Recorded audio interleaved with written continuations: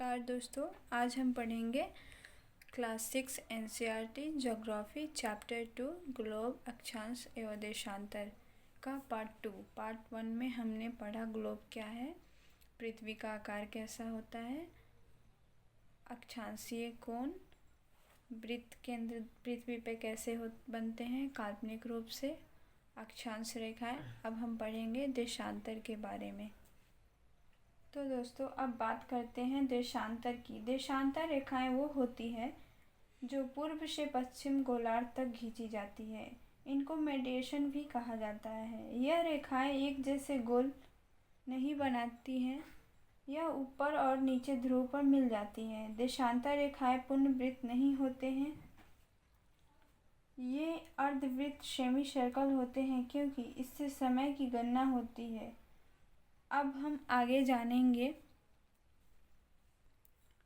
उत्तरी ध्रुव दक्षिणी ध्रुव से जोड़ने वाली जो संदर्भ रेखाएं होती हैं उन्हें प्रमुख यमोत्तर कहते हैं या देशांतरीय यमोत्तर भी कहते हैं।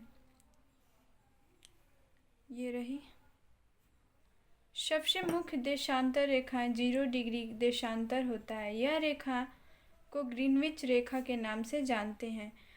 देखिए दोस्तों, उस समय अधिकांश देशों के ऊपर ब्रिटेन का शासन था, तो यह निर्णय लिया गया कि ब्रिटेन में एक ऑब्जर्वेटरी नामक संस्था से उसे हम कहेंगे कि अंतर्राष्ट्रीय समय रेखा वो हमारी 0 डिग्री की देशांतर रेखाएं उसके अनुसार हम विभाजन करते हैं।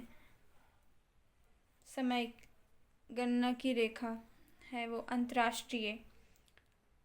अब हम पढ़ेंगे दोस्तों, अब हमारा पॉइंट है heat zones of the earth. सूरज की किरणें जो होती है वो हर जगह एक जैसी नहीं पड़ती है, इसलिए पृथ्वी पर अलग अलग तापमान मिलता है। इस आधार पर पृथ्वी को 3 ताप क्षेत्र में बांटा गया है। पहला होता है उष्णकटिबंध। सूर्य की किरण सीधी पड़ती है यहाँ, यह उत्तरी गोलार्ध के ऊपरी भाग में होता है। इसका ऊपरी भाग 23 डिग्री 1/2 और कर्क रेखा नीचे वाले भाग को मकर रेखा 23 डिग्री 1/2। उन दोनों के बीच का हिस्सा सबसे गर्म होता है। कर्क रेखा और मकर रेखा के बीच के हिस्सा सबसे गर्म होता है जो कि भारत में पड़ता है, इसलिए कर्क रेखा को ट्रॉपिक ऑफ कैंसर और मकर रेखा के बीच का क्षेत्र उष्णकटिबंध कहलाता है।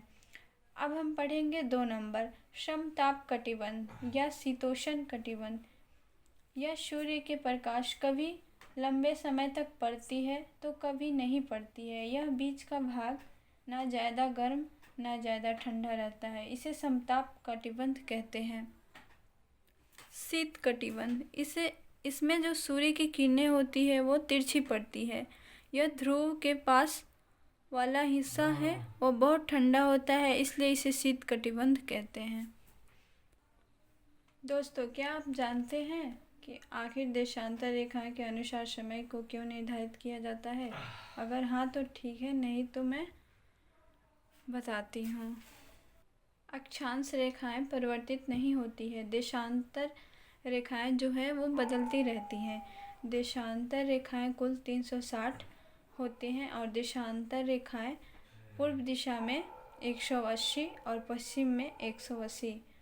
शून्य की देशांतर रेखाएं ग्रीनविच अंतर्राष्ट्रीय समय रेखा कहलाती है और 180 डिग्री की देशांतर रेखाएं 180 डिग्री की देशांतर रेखाएं तिथि रेखा कहलाती है।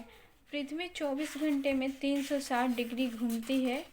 दोस्तों, 1 डिग्री में घूमने से वह 4 मिनट की दूरी तय करती है। इसी नियम से दुनिया के अलग अलग देशों का समय निकाला जाता है। अध्याय का सार अब हम देखेंगे, यहाँ पे है। अंतर्राष्ट्रीय तिथि रेखा मुख्य यमोत्तर से विपरीत लगभग 180 डिग्री के देशांतर पर अवस्थित है। अंतर्राष्ट्रीय तिथि रेखा को पार करने पर तिथि में एक दिन का परिवर्तन होता है। हमारी पृथ्वी पश्चिम से पूर्व की ओर आती है, इसलिए सूर्य पूर्व दिशा में दिखाई देता है। इसके अनुसार पश्चिम दिशा की जो समय है वो घटता है और पूर्व दिशा की जो समय है वो बढ़ती है। 15 डिग्री जो होता है वो 1 घंटा, 15 डिग्री में 1 घंटा होता है और 1 डिग्री में 4 मिनट होती हैं। तो दोस्तों, इस अध्याय में हमने सीखा कि ग्लोब धरती का मॉडल क्या है, अक्षांश पूर्व से पश्चिम दिशाएं, देशांतर उत्तर से दक्षिण दिशाएं। इन्हीं रेखाओं की मदद से हम किसी भी स्थान की स्थिति समय जान सकते हैं। सूरज की किरणें के आधार पर धरती पर 3 ताप क्षेत्र में बटे हुए हैं। यही इस अध्याय का मुख्य भाग है। उम्मीद है आपको समझ आया होगा।